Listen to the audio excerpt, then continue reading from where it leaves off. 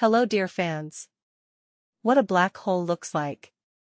The theoretical possibility of the existence of black holes followed from the solution of Einstein's equations. Their existence was confirmed with the further development of science. However, disputes about the appearance of these objects continued until recently.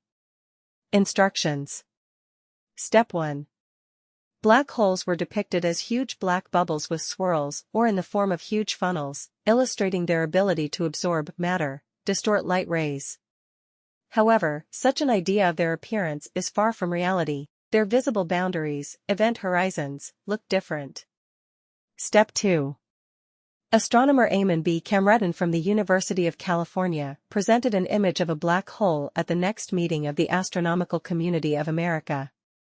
The black hole was simulated on a computer based on information obtained from ultra-powerful radio telescopes.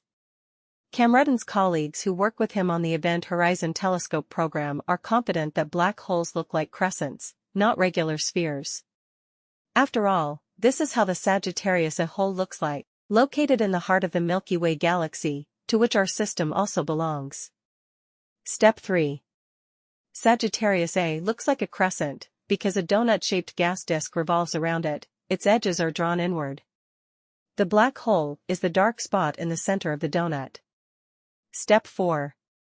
Supermassive black holes are located in the cores of most galaxies. This has long been proven.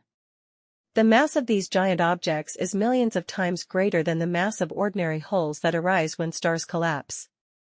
Such huge black holes consume celestial bodies, gas, and sometimes even stars, ejecting a significant part of the absorbed matter in the form of so-called jets. Jets are beams of highly heated plasma moving at a speed close to the speed of light.